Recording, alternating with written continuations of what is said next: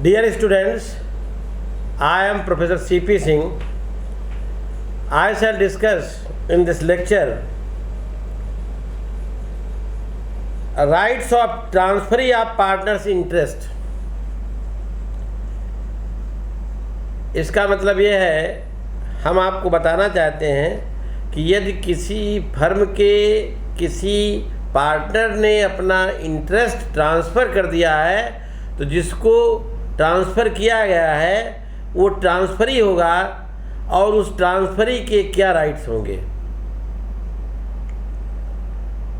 Partner जो है, कोई भी पार्टनर अपना इंटरेस्ट एब्सोल्यूट सेल से ट्रांसफ़र कर सकता है। एब्सोल्यूट सेल बेच करके, विक्रय करके अपना पूरी तरीके से, बाय मार्गेज बंधक द्वारा, या by creation of charge on his interest, या अपने हित पर जो है किसी भार के सृजन द्वारा अपने इंटरेस्ट पर जो है चार्ज क्रिएट करके, किन्हीं तीन में से किसी भी तरीके से कोई पार्टनर अपने इंटरेस्ट का ट्रांसफ़र कर सकता है। तो ऐसे जो है ट्रांसफरी के क्या राइट हैं, सेक्शन 29 बताए गए हैं, क्या कर सकता है क्या नहीं कर सकता है।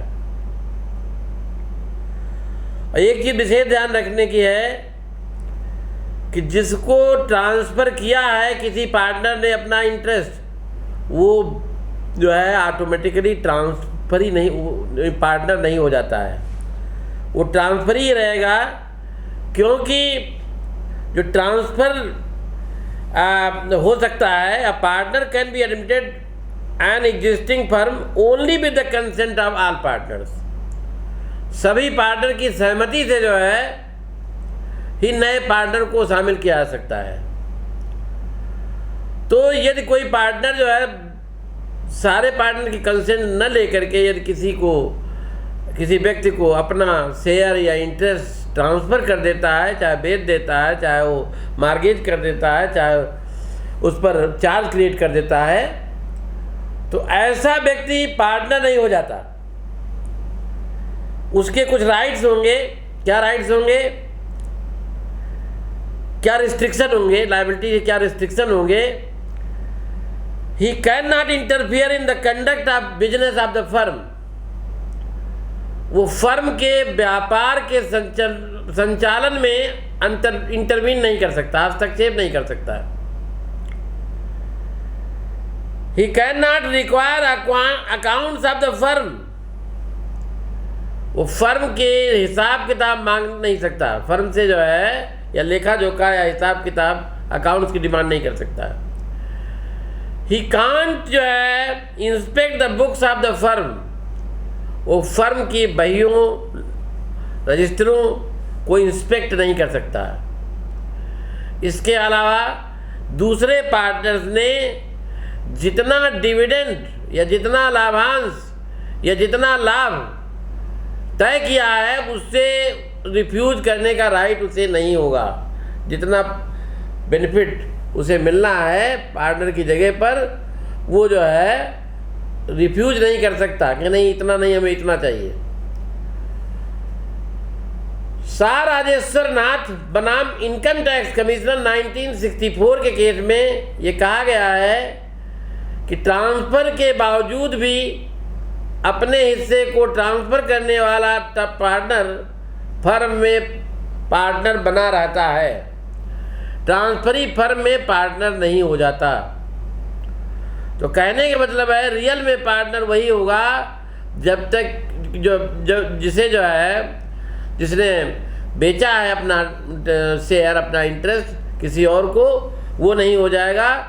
जो ट्रांसफरर है वही बना रहेगा।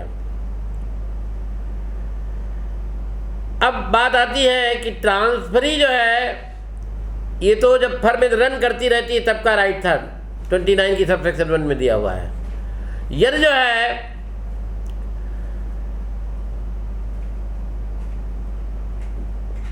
फर्म डिजाल हो जाती है या ट्रांसफरर जो है पार्टनर से हट जाता है और ट्रांसफरी पार्टनर जो है, ट्रांसफर करने वाला पार्टनर नहीं रह जाता है, तो ट्रांसफरी को कुछ राइट्स मिल जाते हैं। कब? जब फर्म डिजॉल्व हो गई हो, ट्रांसफर जो है पार्टनर से हट गया हो, रिटायर हो गया हो, या पार्टनर न रह गया हो, तो कुछ राइट्स उसको मिलेंगे। पहला है,